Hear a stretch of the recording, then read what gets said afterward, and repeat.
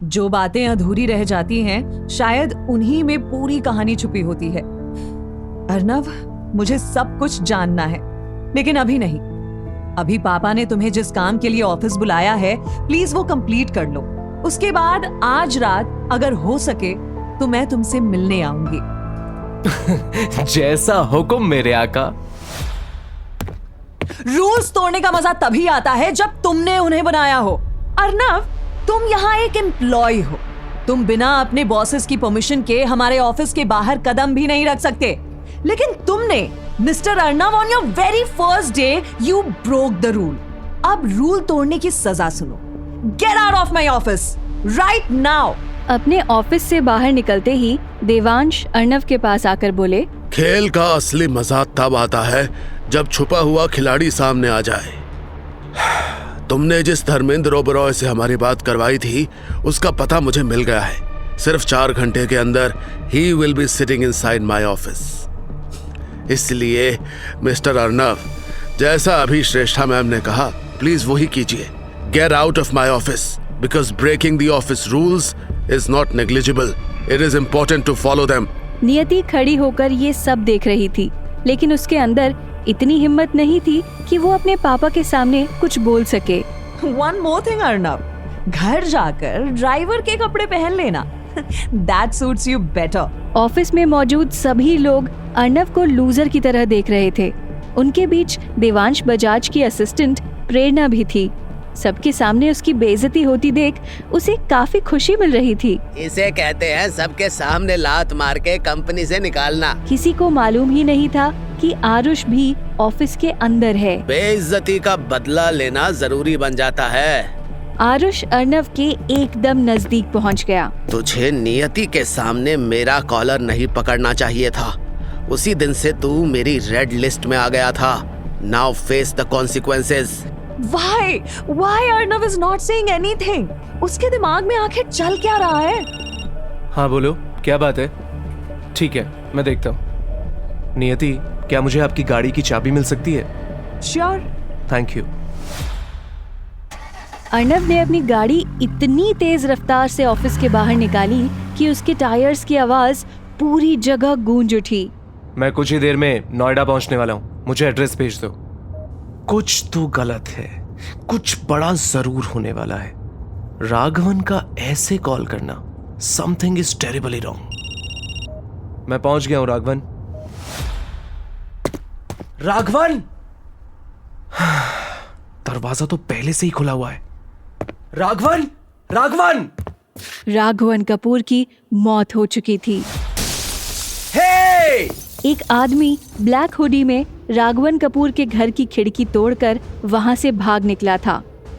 1 second भी waste किए बिना अर्नव उसके पीछे भागने लगा। अरे क्या करा तो भैया, पगला गए हो का? हुडी वाले आदमी ने एक वेजिटेबल कार्ट को धक्का दिया और अर्नव के रास्ते में गिरा दिया। अरे ये तो असली सुपरमैन निकला। अर्नव ने जब वेजिटेबल कार्ट के ऊपर से जंप लगाया तो उधर मौजूद सभी लोग सिर्फ उसे ही देख रहे थे। तभी हुडी वाला आदमी एक पतली सी गली की तरफ मुड़ गया। Run for your fucking life! नहीं! जब हुडी वाला आदमी पतली सी गली के बाहर निकला, एक ट्रक ने उसे कुचल दिया। हेलो, मैंने उल्टी गिनती शुरू कर दी है। And once the countdown hits 0, there will be no turning back. तुम भागोगे, हम तुम्हारे पीछे होंगे। कहां तक और कब तक भागोगे mister Arnav? Who was he? मैंने ये आवाज पहली बार सुनी है। अर्नव को नहीं पता था कि उसको किसने कॉल किया है। इसके बाद अर्नव सीधा राघवन के घर की तरफ निकल गया। फक, अब मैं क्या करूं? अर्नव चाहकर भी राघवन के नजदीक नहीं जा सकता था, क्योंकि इस वक्त ओके। आधे घंटे बाद अर्नव बजाज मैंशन पहुंच चुका था। अर्नव गाड़ी से उतरा और सीधा सर्वेंट्स क्वार्टर चला गया। अंदर जाते ही उसने देखा कि सभी ड्राइवर्स एक साथ बैठकर मूवी देख रहे थे। आजकल तो हर फिल्म एक जैसी लगती है। हाँ यार, बंद करो इसे। अरे अर्नव, तुम आ गए। अरे आओ मेरे स्टार, तुम तो चलती फिरती मूवी हो भाई। जब से आए हो यहाँ हंगामा ही चल रहा है। अर्नव, हाँ नियति, क्या हुआ अर्नव? इतने परेशान क्यों हो? Raghavan is no longer with us. He has been murdered. What? Niyati एकदम शॉक्ड होकर अपनी जगह पर खड़ी थी। इट्स ओके नियति, ऐसी सिचुएशन में हम चाह कर भी कुछ नहीं कर सकते। ठीक उसी वक्त अर्नव और नियति की आंखें एक दूसरे से मिली। उनके बीच की दूरी भी ज्यादा नहीं थी। असली मूवी तो मेरे सामने चल रही है। अर्नव और नियति को सिर्फ सर्वेंट्स क्वार्टर में मौजूद ड्राइवर्स नहीं, बल्कि अपने कमरे की खिड़की से श्रेष्ठा भी देख रही थी।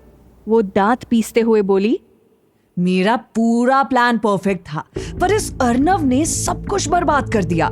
अगर ये नहीं होता तो आज खेल भी मेरा होता और खिलाड़ी भी मेरे। पापा! नियति की आवाज सुनकर श्रेष्ठा ने जब खिड़की से बाहर देखा तो उसके पैरों तले जमीन खिसक गई। देवांश साहब! पापा, पापा खून से लथपथ है। Arnav please help. मैं अपने पापा को नहीं खो सकती। इनकी पीठ पर 2 गोलियां लगी हैं। देवांश बजाज को गोली किसने मारी?